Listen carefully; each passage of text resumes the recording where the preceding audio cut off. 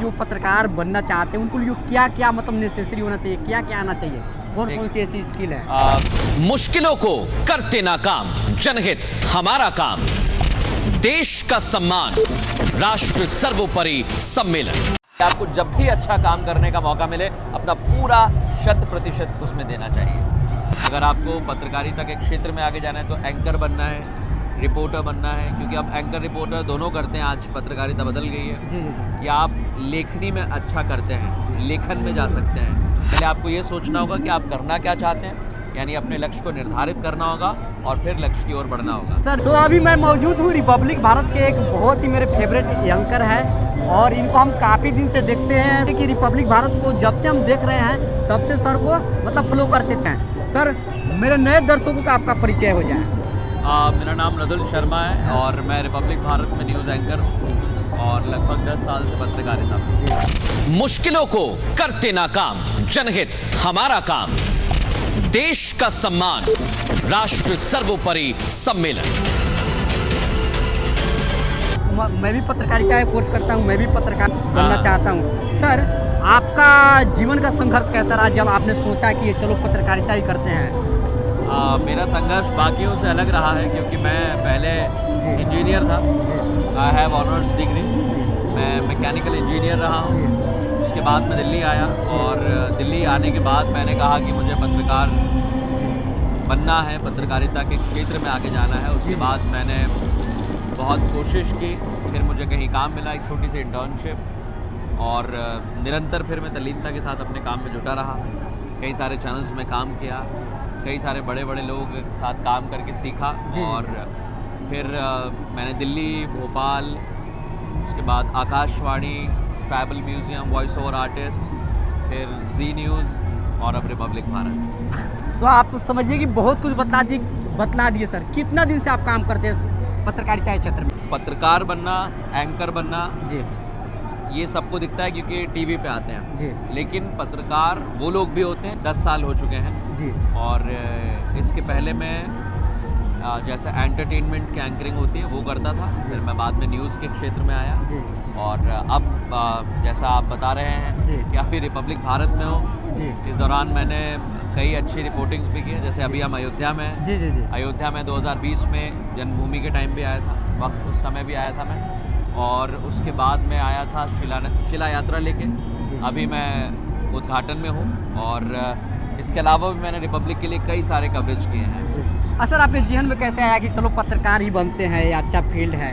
कब आया और कैसे आया सर? देखिए जी ये जैसा हम कहते हैं कि सब कुछ भगवान का किया होता है, जी, तो जी। ये सोई जो राम रचना था। जी जी तो मैं शुरुआत से ही सोचता था कि कुछ इस क्षेत्र में आगे मुझे जाना है, बढ़ना है, तो मैंने उस दिशा में काम किया।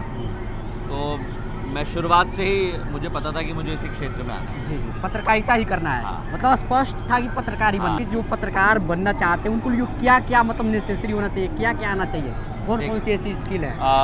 पत्रकार बनना, एंकर बनना जी ये सबको दिखता है क्योंकि टीवी पे आते हैं, जी लेकिन पत्रकार वो लोग भी होते हैं जो हमारे साथ काम करते हैं, जी। जो हमारा शो तैयार करते हैं। जी हमारी टीम होती है जो पूरी तैयारी करती है, लिखते हैं, वो हमारे लिए एडिट करते हैं, वो हमारे लिए पूरा शो डिज़ाइन करते हैं। तो आपको पहले ये देखना होगा, सोचना होगा कि आप क्या करना चाहते हैं। अगर आपको पत्रकारिता के क्षेत्र में आगे जाना है तो एंकर बनना है, रिपोर्टर बनना है, क्योंकि अब एंकर रिपोर्टर दोनों करते हैं, आज पत्रकारिता बदल गई है। जी जी या आप लेखनी में अच्छा करते हैं, लेखन में जा सकते हैं, तो आप उस दिशा में आगे बढ़ते हैं। पहले आपको ये सोचना होगा कि आप करना क्या चाहते हैं, यानी अपने लक्ष्य को निर्धारित करना होगा और फिर लक्ष्य की ओर बढ़ना होगा। सर जो टीवी में चमक दमक दिखता है, क्या वास्तविक जीवन में ऐसा चमक दमक रहता है बिहाइंड ऑफ कैमरा?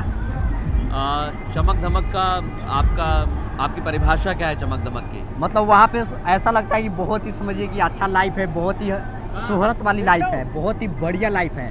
तो क्या वैसी लाइफ बिहाइंड ऑफ कैमरा रहता है क्या? देखिए जीवन सभी का होता है जी, जी, और बढ़िया जीवन मुझे नहीं पता आप लोग जो इस समय सुन रहे हैं उनके लिए क्या हो सकता है, लेकिन मेरे लिए बढ़िया जीवन यही है कि आप अपना काम ईमानदारी से कर रहे हैं और आपके काम को सराहा जा रहा है। जैसे आपने मेरा काम देखा और आप जैसे कई लोग हैं, करोड़ों लोग हैं जो देखते हैं, तो वो अगर आपके काम को सराह रहे हैं और वो आपके काम को पसंद कर रहे हैं और आप ईमानदारी से काम कर रहे हैं, अच्छा काम कर रहे हैं, बेहतर काम कर रहे हैं और आगे भी बेहतर करना चाहते हैं, तो ये ग्लैमरस लाइफ सर है। जैसे कि आपने बताया कि आप इंजीनियरिंग किए थे, क्या पत्रकारिता का भी कोर्स आपने किया था? नहीं, मैंने कोई पत्रकारिता का कोर्स नहीं किया, लेकिन ऐसा नहीं है कि पत्रकारिता का कोर्स नहीं करना चाहिए।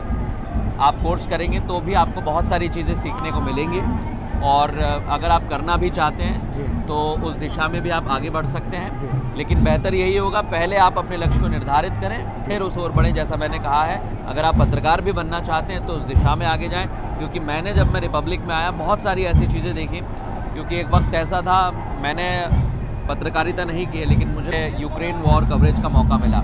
वॉर कवरेज ऐसी होती है जो हर पत्रकार अपने जीवन में करना चाहता है। तो मुझे जब ये मौका मिला तब मेरे लिए भी ये नया था, लेकिन मैं गया, और मैं भारत का एक अकेला पत्रकार हूँ हिंदी भाषी जो ज़ेलेंस्की से मिला है, जिसने ज़ेलेंस्की से सवाल भी किया है। मैं मात्र अकेला पत्रकार हूँ और बड़े गर्व से कहता हूँ, लेकिन मैंने इन चीज़ों को सीखा है, देख कर भी सीखा है, और धीरे धीरे मैं यही कह रहा हूँ कि आप यूक्रेन वॉर कवरेज हो, या आज धार्मिक अयोध्या नगरी में हम खड़े हैं, या इसके पहले हमने इलेक्शन कवरेज किया हो, मैंने कई राज्यों के कई लोकसभा इलेक्शन कवर किए हैं, तो आप धीरे धीरे सीखते हैं। तो जब भी आपको सीखने का मौका मिले तो आप बिल्कुल भी ना घबराएं, और हमेशा नया करने की कोशिश करते हैं। आपको जब भी अच्छा काम करने का मौका मिले, अपना पूरा 100% उसमें देना चाहिए।